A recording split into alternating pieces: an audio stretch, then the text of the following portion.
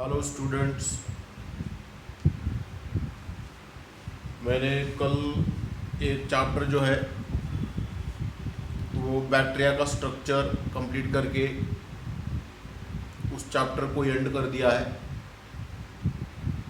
आज मैं नया चैप्टर चालू कर रहा हूँ आपके लिए और उस चैप्टर का नाम है सेल। कभी कभी इस चैप्टर का नाम किसी और के सिलेबस में या किताबों में यूनिट ऑफ लाइफ भी रहता है, सेल या यूनिट ऑफ लाइफ। अभी ये जो चैप्टर है, जो सेल चैप्टर मैं पढ़ा रहा हूँ, ये बहुत ही फंडामेंटल बेसिक चैप्टर है और जो 8th के स्टूडेंट इस चैप्टर को अच्छी तरह से अंडरस्टैंड करेंगे तो आगे 9th 10th 11th 12th और बहुत सालों साल ये फंडामेंटल चैप्टर बोल के आपके लिए काम करेगा। इसलिए थोड़ा ज़्यादा कंसंट्रेशन लगा के इस चैप्टर को पढ़ो, सुनो, लिखो, प्रैक्टिस करो, डायग्राम की प्रैक्टिस करो। तो चलिए हम शुरू करते हैं। सेल क्या है पहले देखेंगे। सेल का डेफिनेशन पहले मैं यहाँ पे लिखूंगा। Definition,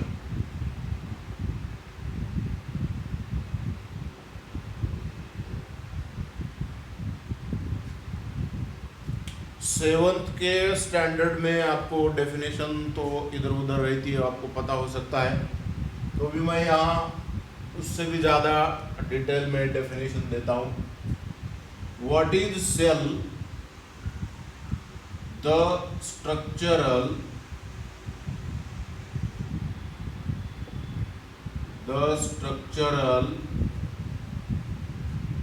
and fundamental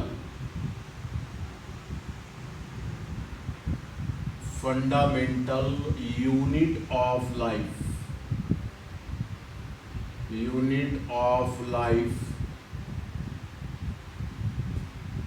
is called as a cell.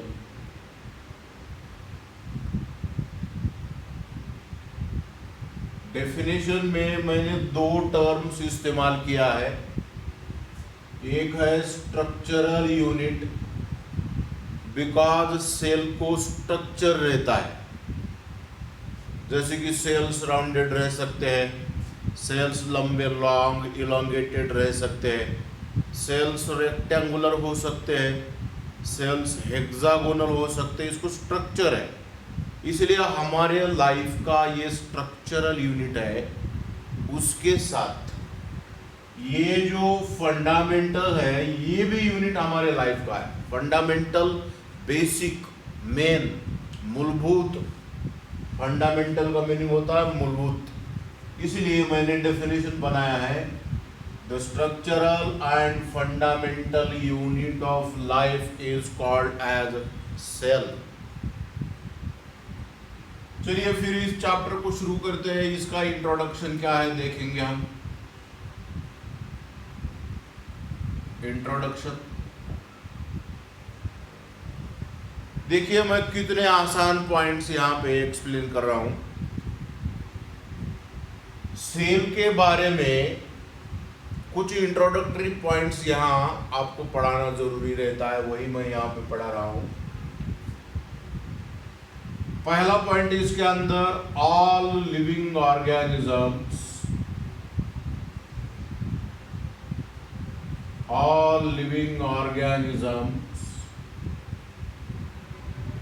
Are made up of sales.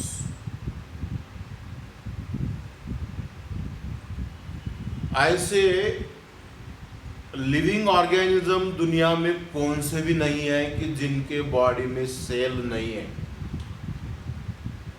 चाहे फिर वो बैक्टीरिया से लेकर बड़े बड़े एनिमल्स, बड़े बड़े प्लांट से लेकर, आप थोड़ा उसके ऑब्जर्वेशन करो। Every living organism is made up of cell. Without cell there is no living organism existed on our earth। एक पॉइंट हो गया। अभी दूसरा पॉइंट यहां से शुरू कर रहा हूं।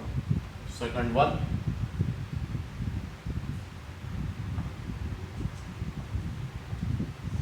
the first cell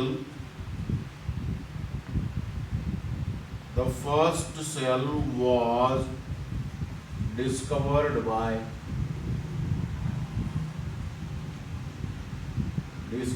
by Robert Hooke in 1665। पहला जो सेल है रॉबर्ट हुक ने 1665 में डिस्कवर किया है। और ये जो सेल वर्ड जो है, तीसरा पॉइंट मैं बता रहा हूं, एक वर्ड है सेलुला। ये लैटिन लैंग्वेज का वर्ड है सेलुला। सेलुला मीन्स एम्प्टी स्पेस। और इसका ब्रिटेन में सेलुला का मीनिंग होता है सेल। इसलिए the term cell was derived from a Latin word। कौन सा है Latin word? Cellula. Latin word सेलुला।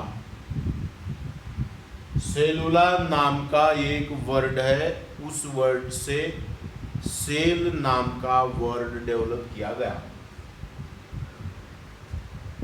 तो ये रॉबर्ट ब्राउन की एक बहुत ही इंटरेस्टेड हिस्ट्री है। रॉबर्ट ब्राउन ने वाइन के बोतल के ऊपर एक रबर कॉर्क का एक ढक्कन रहता है, उस रबर कॉर्क को बाहर निकालकर उससे नाइफ से छोटे छोटे एकदम पतले पतले स्लाइसेस निकाला था। और वो जो स्लाइसेस है, वो स्लाइसेस कोट के जेब में रख के घर पे चले गया था। तो मॉर्निंग टाइम में उसके वाइफ ने उसके जेब में देखा तो वो रबर के स्लाइसेस दिख रहे हैं। और ये रबर के स्लाइसेस क्या है, कॉन्सेप्ट क्या है, थोड़ा ऐसा ऊपर करके देखने के बाद, लाइट की तरफ करके देखने के बाद उसके अंदर थोड़ा कुछ ऐसे डाउटफुल मार्किंग दिख रहे थे। तो वो जो रबर का जो स्लाइस है उसको कांटेक्ट लेंस के अंदर देखा गया।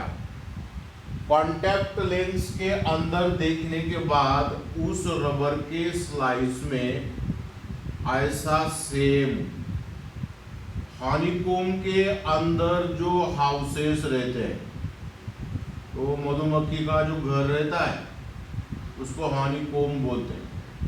और उस हनीकॉम्ब के हाउसेस के जैसे ही सेम एक हेक्सागोनल एम्प्टी स्ट्रक्चर्स उस रबर के स्लाइस में नजर आ रहे थे।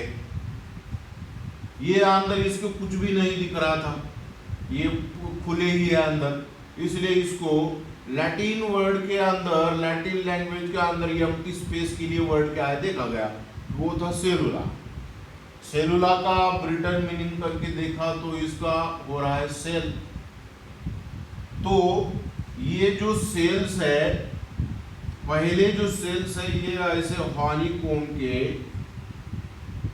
हनीकॉम्ब के हाउसेस के जैसे दिखते थे। फिर धीरे धीरे इस सेल के अंदर क्या है, ये ऑब्जर्वेशन साइंटिस्ट लोगों ने स्टार्ट कर दिया।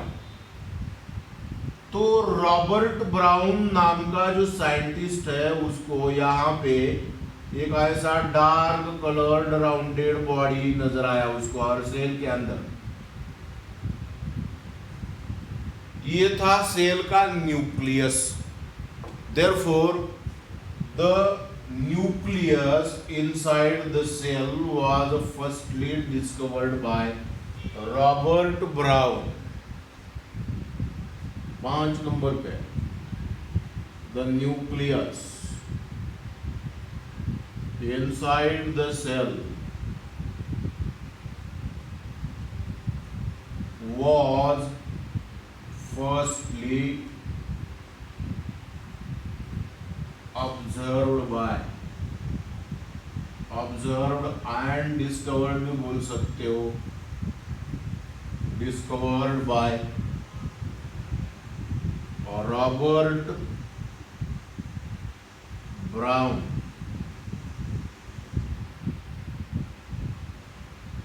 मतलब पहले जो सेल था ये ऐसा एम्प्टी स्पेस के जैसा ही हेक्सागोनल स्ट्रक्चर नजर आया उस रबर स्लाइस के अंदर।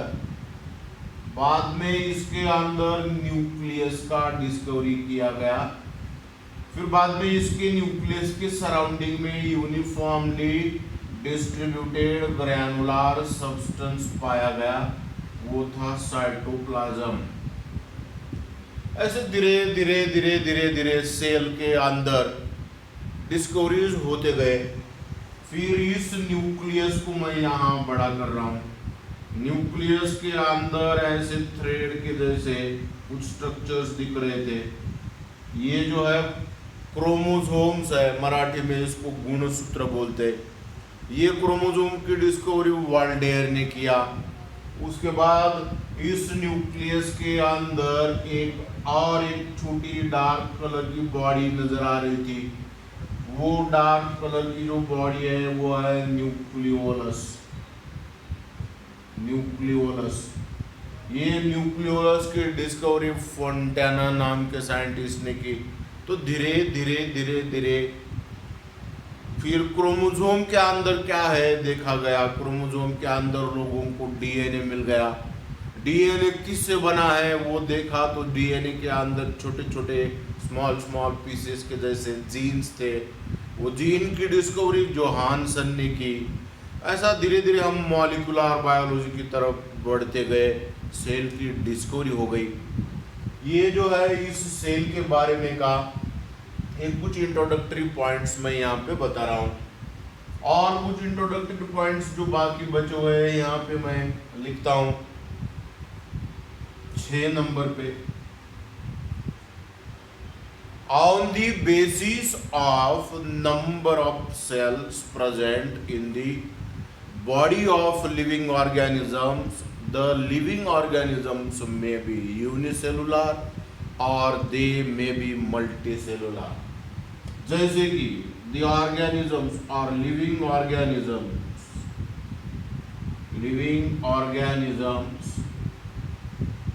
may be unicellular और multicellular।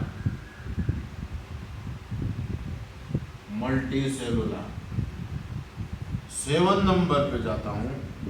What is unicellular living organism.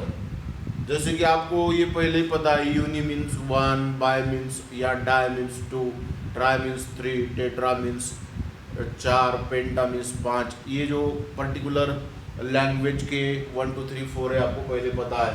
यहाँ पे लिखा है मैंने यूनि का मीन्स होता है, मीनिंग होता है 1। एक सेल से जिनकी बॉडी बनी हुई है वो यूनिसेलुलर।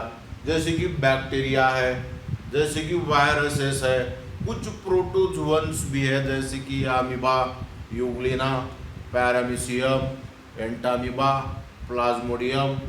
बहुत सारे यूनिसेलुलर लिविंग ऑर्गेनिजम्स है। What is unicellular living organism? The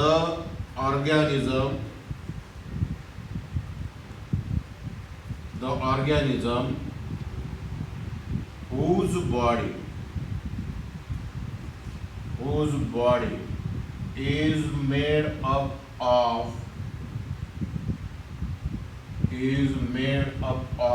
only one cell or only single cell is called as unicellular living organism. For example, bacteria, viruses, protozoans, etc. Next हम देखेंगे what is multicellular living organism. यहाँ पे भी meaning है इसका। Multi means many, cellular means made up of cells. The organisms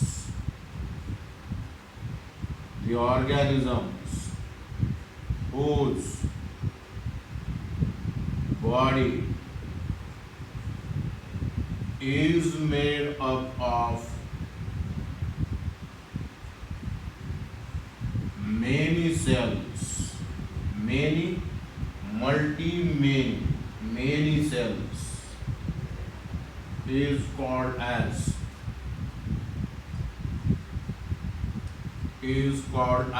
multicellular। Examples इसके अंदर हम बहुत सारे दे सकते हैं, जैसे कि बहुत सारे प्लांट्स है, बहुत सारे एनिमल्स है, और हम भी है इसमें ह्यूमन बीइंग्स।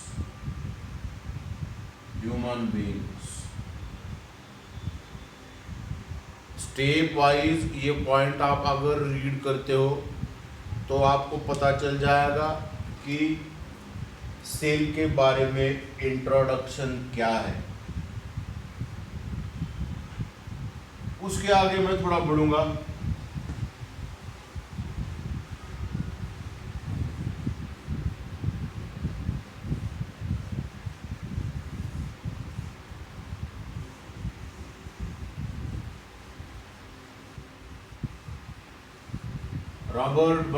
रॉबर्ट हुक, ये नाम साइंटिस्ट के आपको ध्यान में रखना पड़ेगा ताकि आपको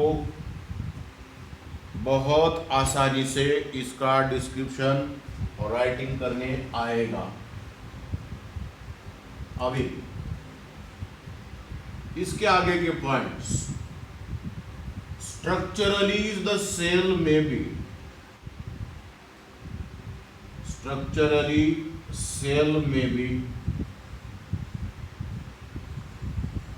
सिंपल। कुछ ऐसे सेल्स है स्ट्रक्चरली बहुत ही सिंपल है, जैसे कि मैंने आपको बैक्टीरिया की सेल के अंदर के स्ट्रक्चर्स दिखाया। उस सेल के अंदर सेल ऑर्गेनेल्स जैसे mitochondria, endoplasmic reticulum, Golgi complex, ये क्लोरोप्लास्ट के जैसे सेल ऑर्गेनेल्स एब्सेंट थे। ऐसे सेल्स जो है वो सिंपल है और इट में बी कॉम्प्लेक्स। सेल ये कॉम्प्लेक्स भी रह सकती है या सिंपल भी रह सकती है। जैसे कि प्लांट की सेल, एनिमल की सेल, अब ये कॉम्प्लेक्स है। और कॉम्प्लेक्स सेल के अंदर सबके सब मेटाबॉलिक एक्टिविटीज रहते, सबके सब सेल ऑर्गेनेल्स रहते, और इसलिए उसके फंक्शंस भी कॉम्प्लेक्स बन जाते हैं। इसलिए सेल को हम कॉम्प्लेक्स सेल बोलते हैं। जो सेल के अंदर मेटाबॉलिक एक्टिविटीज खुद के खुद नहीं होते, सेल ऑर्गेनेल्स एब्सेंट रहते, ऐसे सेल को सिंपल सेल्स बोलते हैं। और उसके आगे के पॉइंट्स है द शेप ऑफ सेल्स, द shapes of cells may be variable।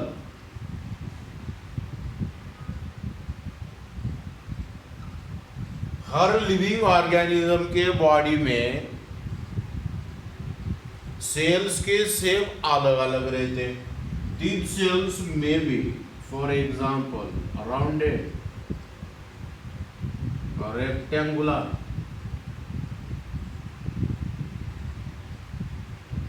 जैसे कि अभी ये सेल है राउंडेड है, ये रेक्टेंगुलर सेल ऐसी है। उसके बाद द सेल में भी रॉड शेप्ड, ये सेल ऐसी दिखेगी आपको, जैसे कि बैक्टीरियम की सेल बैसिलस फॉर्म में रॉड शेप्ड दिख रही थी। द सेल में भी स्प्रिंग शेप्ड, जैसे कि स्पिरुला नाम के बैक्टीरिया में स्प्रिंग्स के जैसी दिखती थी। ये देखो, ये यहाँ पे ड्रॉ कर रहा हूँ, spring shaped cell. That cell में be comma shaped, comma shaped, जैसे कि ऐसे सेल्स दिखते हैं कॉमा के जैसे, दे में भी कॉमा शेप्ड। द सेल्स में भी हेक्सागोनल, हेक्सागोनल, हेक्सागोनल सेल्स जो अभी मैंने ड्रॉ किया था ये ऐसे दिखते हैं। दे में भी पॉलीगोनल, पॉलीगोनल, जिस सेल को बहुत सारे कॉर्नर्स है, इधर कॉर्नर 1 2 3 4 5 6 7 8 कॉर्नर वाली, बहुत कॉर्नर वाली सेल पॉलीगोनल है। तो हर लिविंग ऑर्गेनिज्म के बॉडी में सेल का शेप अलग अलग रहता है। उसके बाद लास्ट वाला ये बताऊंगा, द सेल में बी बाइकॉन्केव, द सेल में बी बाइकॉन्केव, जैसे कि हमारे ह्यूमन बींग्स के बॉडी के अंदर के आरबीसी जो है ये बाइकॉन्केव है। बाइकॉन्केव कैसा रहता है? एक्चुअली ये सेल राउंडेड है आरबीसी की हमारे, this is RBC, red blood corpuscles, ये ब्लड सेल है हमारी। इधर भी ये साइड को एक गड्ढा रहता है ऐसा, और वो साइड को, दूसरे साइड को भी, अपोजिट साइड को भी दोनों छोटे छोटे गड्ढे रहते हैं। इसको दोनों साइड से गड्ढे जिस सेल को है उसको बाइकॉन्केव सेल बोलते हैं। तो ये अलग अलग टाइप्स के जो सेल्स है यहाँ पे मैंने बताया आपको। और लास्ट वाला पॉइंट यहाँ पे बता दूंगा, the cell is dividing, dividing unit of life, unit of life. क्योंकि सेल्स हमारे डिवाइड होते रहते, मतलब सेल डिवीजन का जो मेथड है वो अलग अलग टाइप का हो सकता है, मगर सेल्स ये कांस्टेंट कभी भी नहीं रहते, कंटिन्यूअसली वो डिवाइड होते रहते। और डिवाइड होने की वजह से हमारे बॉडी का एक तो ग्रोथ होता है, नहीं तो सेल डिवाइड होके रिप्रोडक्शन को मदद करते हैं। इसलिए मैंने यहाँ पे लिखा है, cell is a dividing unit of life, cell is a dividing unit of life, 2 बार बता दिया मैं यहाँ पे। इसके बाद the life of every living organism has began from single cell. सभी लिविंग ऑर्गेनिज्म का लाइफ जो है एक सेल से, सिंगल सेल से शुरू होता है। जैसे कि हमारे बॉडी में देखो, ये स्पर्म का सेल है, ये ओवम का सेल है। स्पर्म जो है ये मेल गैमेट है, ओवम ओवीयूएम, यहाँ पे लिखता हूँ, इसका नाम इधर लिखता हूँ स्पर्म। और ये जो है फीमेल गैमेट है, ये दोनों का फ्यूजन होके इसका एक ही सेल बन जाता है। इस सेल का नाम है जाइगोट। और इतनी एक सेल से, सिंगल सेल से हमारी पूरी बड़ी, इतनी बड़ी, जैसे कि हमारे बॉडी में मैंने ये पढ़ा है कि हमारे बॉडी में 200 बिलियन सेल्स रहते और वो एक सेल से ही, सिंगल सेल से ही बनते रहते। Therefore the life of every living organism has begun from the single cell.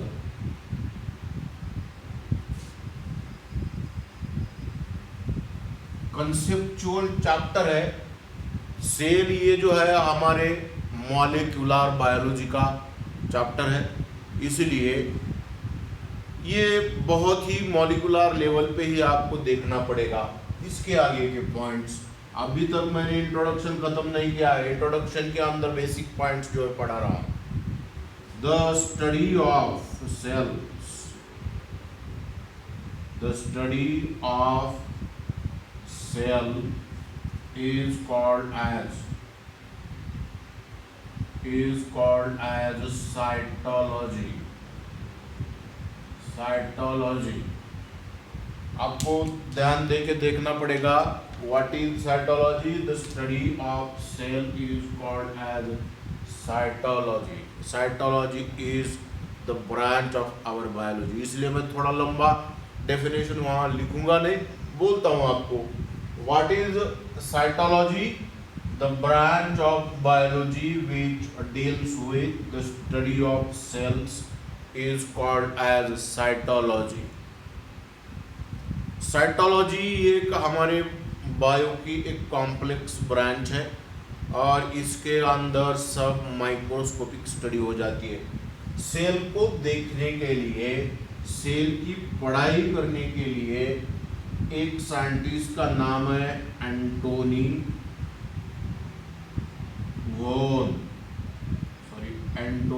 Van आ जाए, VAN, Van, LEEUNHOEK, Leeuwenhoek in 1878 discovered the compound microscope।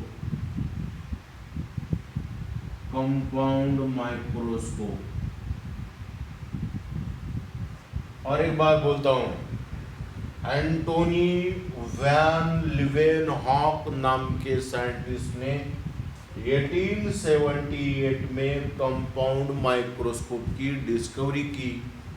और जिस दिन से ये माइक्रोस्कोप हमारे लेबोरेटरी के अंदर अवेलेबल हो गया, उस दिन से हम सेल के अंदर न्यूक्लियस, साइटोप्लाज्म, सभी के सभी सेल ऑर्गेनेल्स जैसे कि mitochondria, endoplasmic reticulum, Golgi complex या गोल्गी बॉडी, उसके बाद lysosomes, centrioles, vacuoles, nucleus, nucleolus, chromosomes, DNA, genes, सभी के सभी कंसेप्ट ऑब्जर्वेशन करना पॉसिबल हो गया।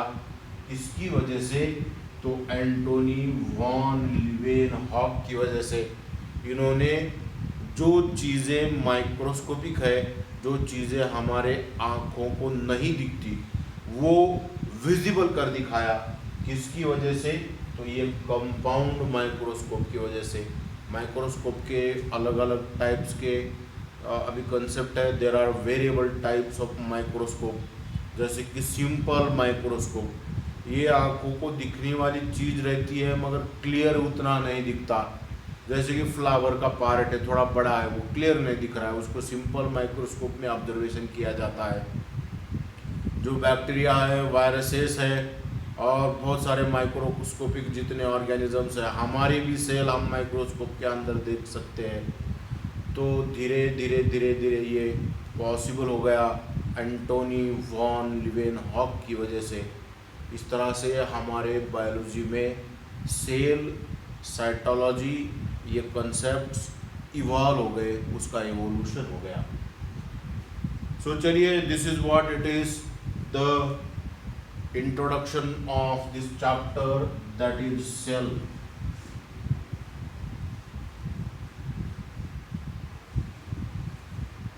अभी इसके बाद में धीरे धीरे थोड़ा ये चैप्टर थोड़ा कॉम्प्लेक्स बन जाता है, तो थोड़ा सा इसका स्पीड मैं कम करके आपके लिए इसका डिस्क्रिप्शन करूंगा। हमारे पढ़ाई में इस चैप्टर में क्या दिया गया है? पहला है प्लांट सेल और एनिमल सेल के स्ट्रक्चर। आपको ये परफेक्ट करना पड़ेगा। प्लांट सेल की डायग्राम, उसके लेबलिंग, उसके स्केचिंग और उसका स्टेप वाइज डिस्क्रिप्शन, ऐसा ही एनिमल सेल में। बाद में फिर difference between plant cell and animal cell आपको करना पड़ेगा। ये होने के बाद सेल के अंदर के जितने भी सेल ऑर्गेनेल्स है, अभी मैंने उसका लिस्ट जो बताया, वो सभी के सभी सेल ऑर्गेनेल के स्ट्रक्चर, उनके फंक्शंस हम यहाँ पे लेंगे। तो चैप्टर थोड़ा बड़ा है, मगर एक एक आर्टिकल अगर आप करते जाओगे स्टेप बाय स्टेप, तो ये आसानी से आपको चैप्टर आ जाएगा। तो पहले आज हम यहाँ पे लेंगे प्लांट सेल।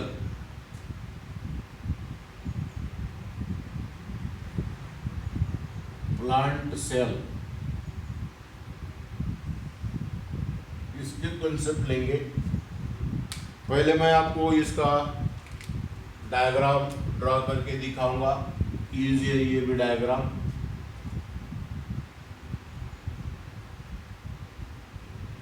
ये जो सेल है ऐसा एक रेक्टेंगल ड्रॉ करना पड़ेगा पहले आपको।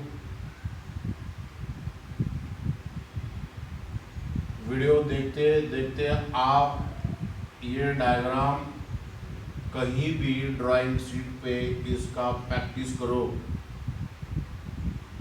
ऐसा एक रेक्टेंगल ड्रॉ करना पड़ेगा।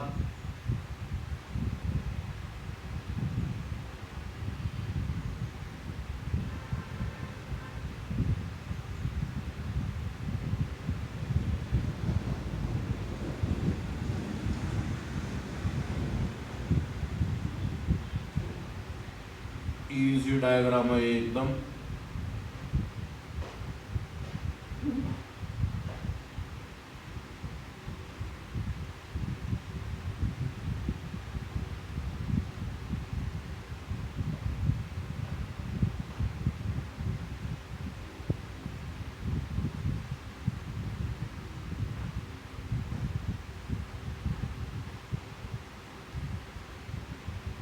This is what it is, the external framework of the plant cell.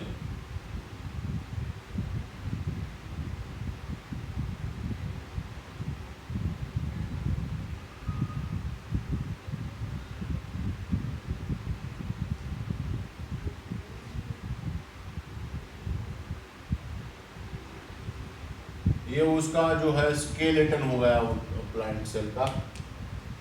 ये ध्यान रखना चाहिए आपको कि प्लांट सेल के अंदर सबसे बड़ा वैक्यूल रहता है सेंटर में, और इसका जो न्यूक्लियस है यहाँ थोड़ा कॉर्नर में रहेगा इसका nucleus. This is the marking of nucleus. ये जो न्यूक्लियस है मैं यहाँ थोड़ा सा डार्क करूँगा पहले।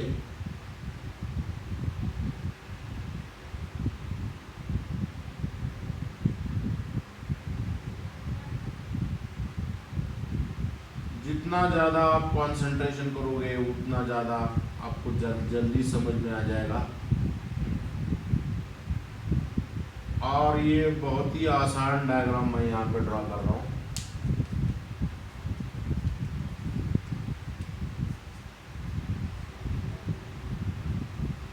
ये होने के बाद इसको मैं एक सेल ऑर्गेनेल ड्रॉ कर रहा हूँ।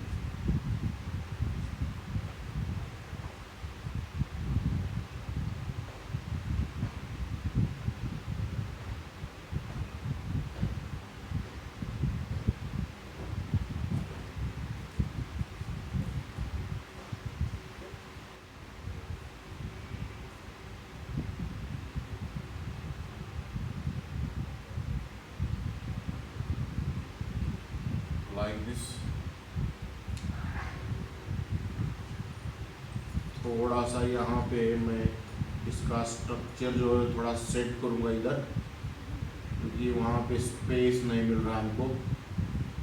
तो मैं ये जो न्यूक्लियस है यहाँ पे ड्रॉ करूँगा ताकि मुझे स्ट्रक्चर ड्रॉ करने में प्रॉब्लम ना आ जाए। Like this. और थोड़ा एलो लीजिए।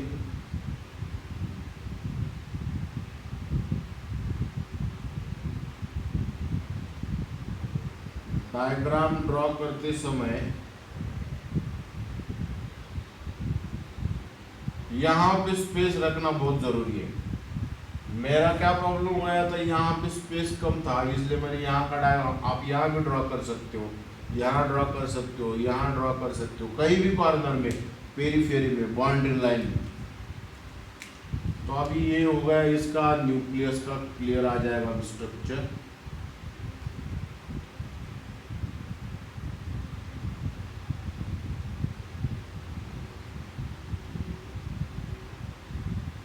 और राइट है।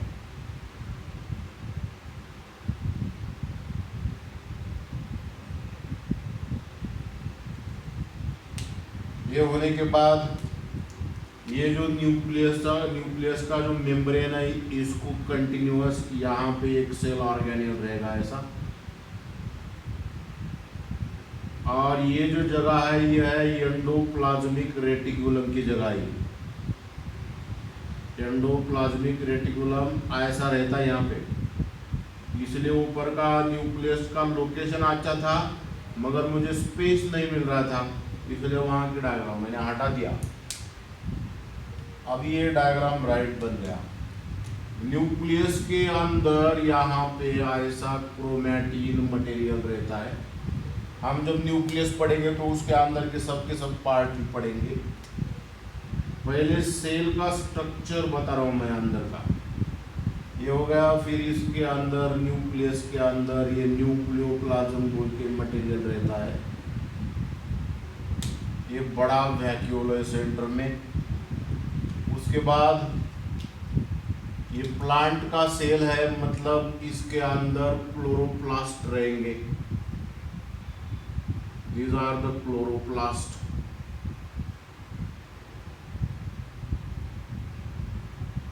दो चार पांच आप ड्रॉ कर सकते हो, मैं एक ही ड्रॉ कर रहा हूँ यहाँ पे। और इस क्लोरोप्लास्ट के अंदर के भी पार्ट थोड़ा ड्रॉ करूंगा। स्ट्रक्चरली क्लोरोप्लास्ट ऐसा दिखता है, लाइक दिस। ये होने के बाद इधर मैं और एक सेल ऑर्गेनेल ड्रॉ करूंगा। ये भी दो चार पांच आप ड्रॉ कर सकते हो। मैं यहाँ पे एक ही ड्रॉ कर रहा हूँ। अंदर वाला इसका जो मेम्ब्रेन है, इसको फोल्ड करना है, लाइक दिस।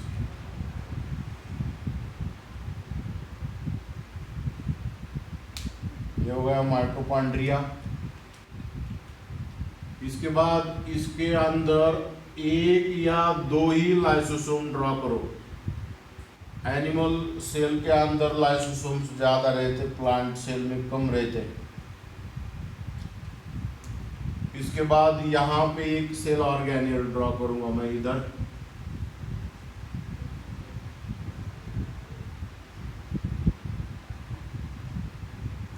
ये जो है गोल्गी कॉम्प्लेक्स ड्रॉ कर रहा हूँ यहाँ पे मैं, गोल्गी कॉम्प्लेक्स।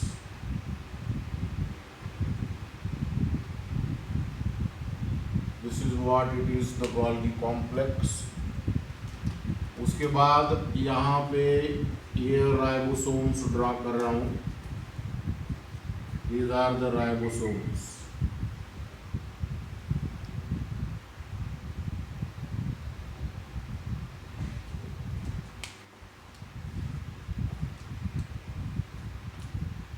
फिर इसके अंदर साइटोप्लाज्म है सेल के अंदर।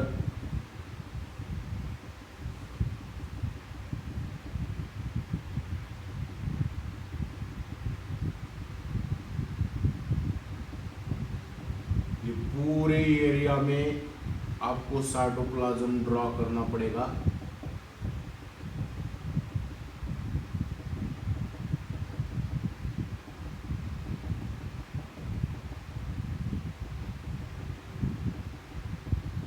like this।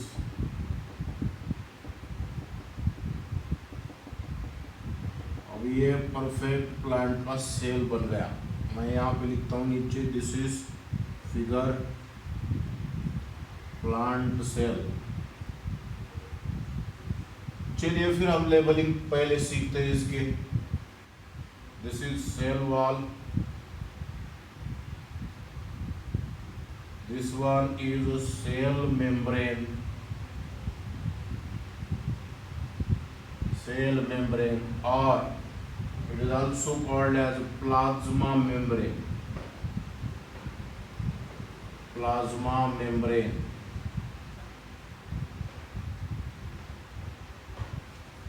एग्जाम में आपको 3 मार्क्स के लिए ये डायग्राम पूछा जाता है। ये हो गया साइटोप्लाज्म, इसके बाद ये है राइबोसोम,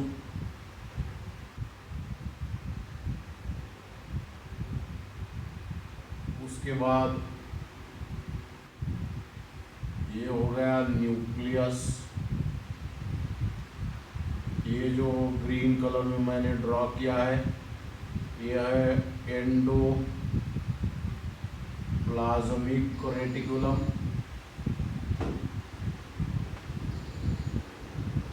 एंडोप्लाज्मिक रेटिकुलम। उसके बाद ये ग्रीन कलर में रहता है chloroplast,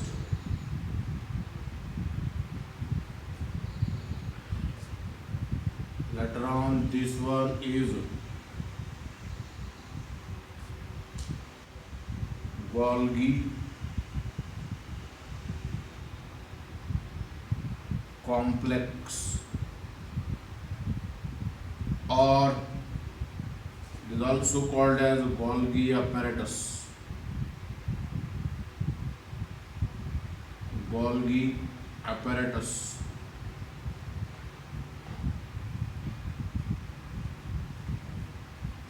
Later on this one is a large centrally located empty space,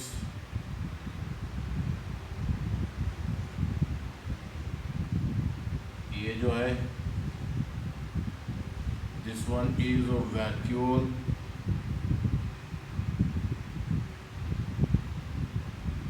this one is a mitochondrion, mitochondrion।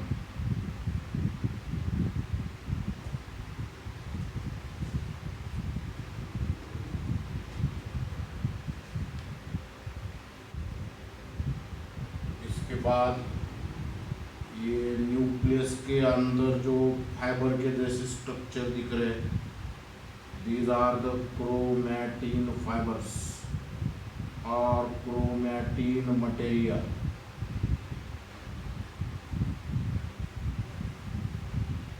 और chromatin material.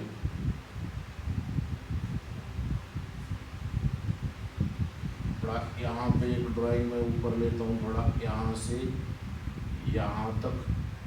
This one is a nucleolus,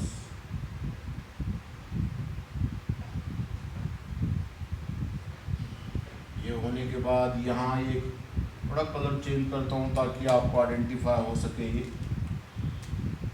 ये जो ऐसे छोटे राउंड ड्रॉ कर रहा हूँ, इधर एक और इधर एक, 2 ही। ये छोटे छोटे जो है ये है प्लांट सेल के अंदर, इधर इसका लेबलिंग करता हूँ मैं। These are the lysosomes, lysosome. Plant cell में लाइसोसोम बहुत कम रहते, नहीं तो नहीं भी रहते, एब्सेंट भी रहते।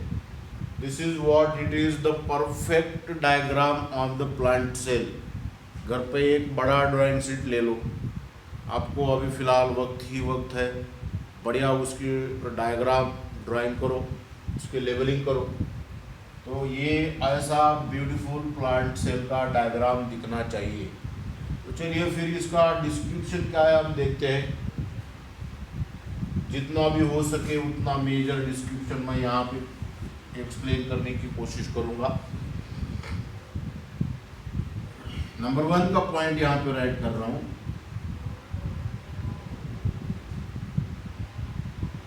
The plant cells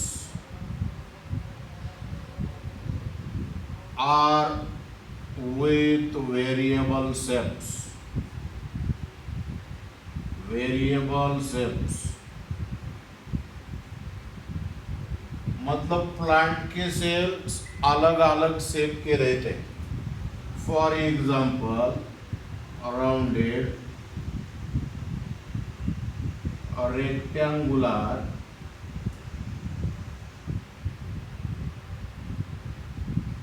पॉलीगोनल, इसको मैं बोलता हूँ पॉलीगोनल. इन सभी वर्ड्स के मीनिंग मैंने इस चैप्टर के इंट्रोडक्शन में दिया है. आप इसको और एक बार थोड़ा रिवर्स करके देख सकते हो. Polygonal and they may be hexagonal. They may be hexagonal. They may be hexagonal. Right है. सेकंड वाला पॉइंट देखेंगे हम.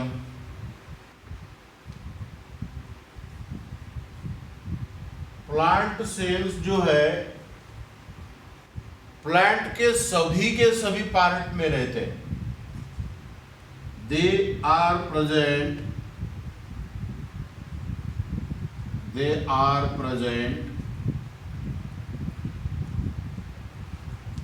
in all parts of the plant body.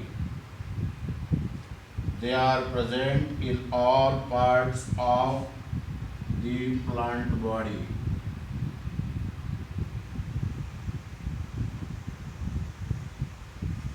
For example, plant के पार्ट तो आपको पता है. Roots, stem, branches, leaves, fruits and flower. ये सभी पार्ट्स के अंदर सेल्स रहते हैं. Therefore, I have written the point. They are present in all parts of the plant body. For example, root, stem, branches, leaves, fruits and flower. Clear है. अभी third number का point मैं आगे जाऊंगा, इसको थोड़ा रब करता हूँ.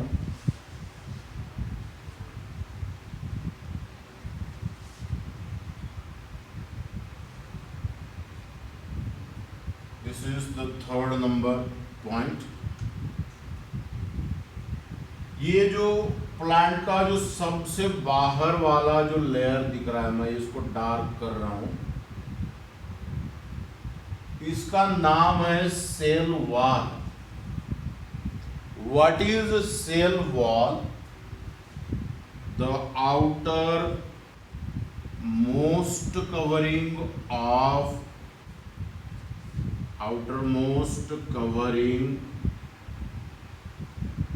of the plant cell. ये बहुत इंपॉर्टेंट पॉइंट है. Plant cell is called as cell wall. जैसे कि इधर भी मैंने ये सेल वॉल ड्रॉ किया, इधर भी. This is cell wall.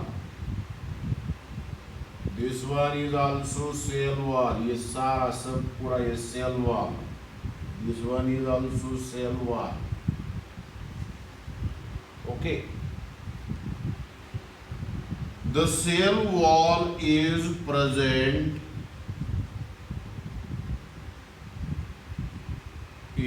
present in only plant cell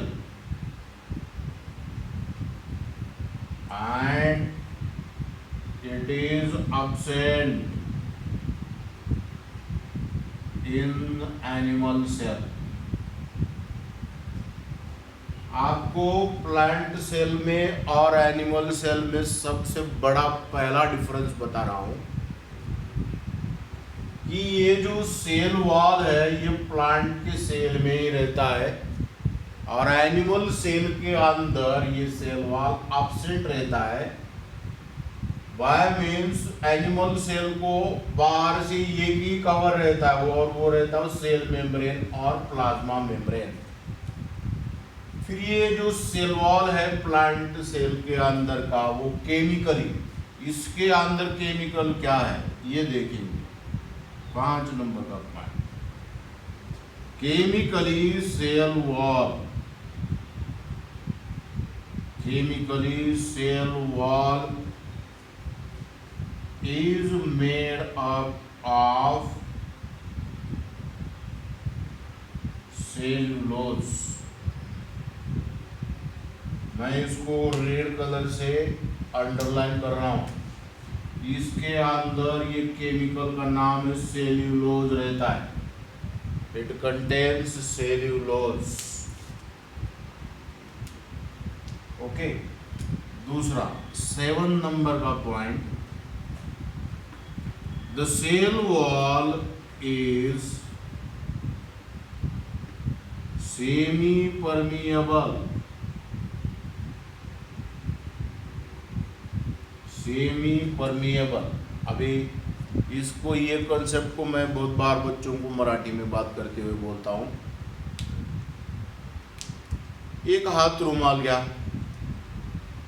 त्या हात रुमाल वरती असं पकडून वरून पाणी टाका, पाणी त्या रुमालच्या खाली येतं, म्हणजे तो रुमाल कसा आहे, तो रुमाल परमिएबल आहे। परमिएबल म्हणजे एबल टू पास थ्रू, रुमालच्या मध्ये असलेल्या त्या धाग्याच्या छिद्रामधून पाणी खाली जातं, म्हणजे तो रुमाल पाण्याशी परमिएबल आहे। असंच त्याच रुमालावरती थोडा ड्राय रुमाल घ्या किंवा तसाही चालेल, तो त्याच्यावरती वाळू टाका, रेती वाळू टाका, वाळू खाली नाही येणार, म्हणजे तो रुमाल वाळूशी इम्परमिएबल आहे। इम्परमिएबल, परमिएबल म्हणजे able to pass, able to pass, आणि इम्परमिएबल म्हणजे अनेबल टू पास। आता त्याऐवजी दुसरा एक छोटा एक्सपेरिमेंट, एक ग्लास, त्याच्यामध्ये पाणी आणि वाळू मिक्स करा आणि तो हात रुमाल वरती टाका, पाणी खाली येईल आणि वाळू जी आहे ती वरती राहील, म्हणजे अर्धा भाग वर आणि अर्धा भाग खाली, half half. It is semi permeable, semi permeable. इसके अंदर मीनिंग दिया गया है इसका, सेमी इतना वर्ड है ये, semi means half, permeable means able to pass. तो ऐसा आधा परमिएबल आधा इम्परमिएबल, ये कौन है, सेल वॉल है। Therefore I have written here cell wall is semi permeable, it is also called as partially permeable, partially permeable।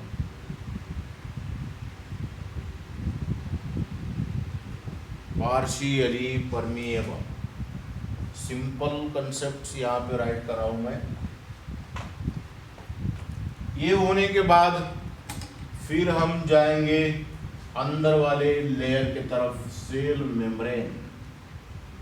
Cell membrane is also called as plasma membrane. इसका definition पहले बनाएंगे हम। What is cell membrane और plasma membrane? ये जो cell wall है बाहर वाला, इसके अंदर और एक कवर है, मतलब प्लांट को दो कवर्स है। एनिमल को एक ही कवर है, एनिमल सेल को। Plant cell has only, sorry, animal cell has only one covering, plant cell has two coverings, one is cell wall and another is cell membrane. तो इसका डेफिनेशन क्या आ जाएगा?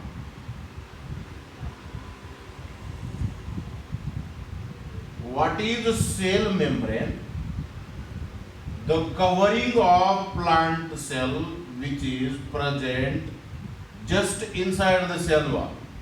सेल वॉल के अंदर का और एक covering, it is cell membrane. यहां पे लिखता हूं मैं 8 नंबर का, the covering of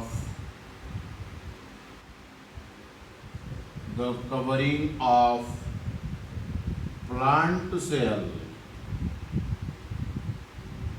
which is present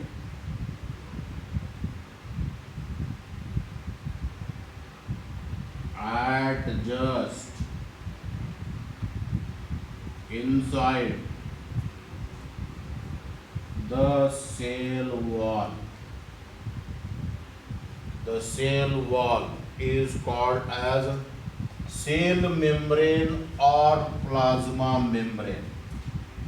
और 9 नंबर का पॉइंट यहाँ पे लिख रहा हूं, ये जो सेल मेम्ब्रेन है प्लांट के अंदर का, एक केमिकल का नाम यहाँ पे लिख रहा हूं, पेक्टिन। ये दो केमिकल्स बताया मैंने, इधर सेल्यूलोज को मैंने अंडरलाइन किया है, और एक केमिकल याद रखना, पेक्टिन। ओके, तो यहां लिखता हूं मैं cell membrane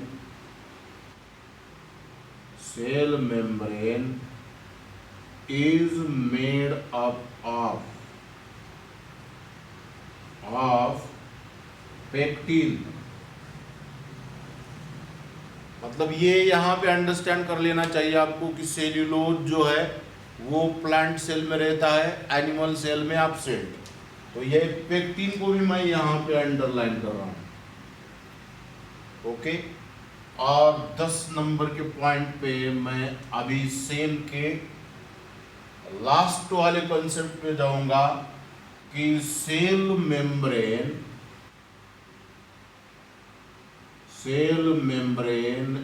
is selectively permeable.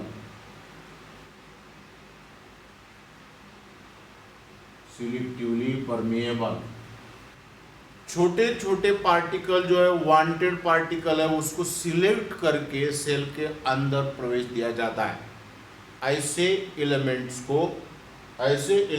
को सिलेक्टिवली परमिएबल बोलते हैं। ऊपर लिखता हूं मैं लास्ट वाला जो पॉइंट है, 10 वाला, 10 numbers point, cell membrane is selectively permeable।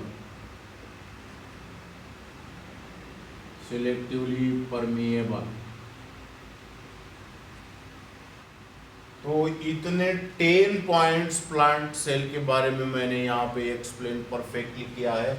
अभी तो बहुत सारा डिस्क्रिप्शन प्लांट सेल के अंदर है, जैसे कि हम अंदर जाएंगे, फिर chloroplast, mitochondria, vacuole, lysosomes, ribosomes, nucleus, nucleolus, endoplasmic reticulum, Golgi complex, इतने पार्ट अलग अलग से हमको स्टेप वाइजली सेपरेट डायग्राम लेके पढ़ना है।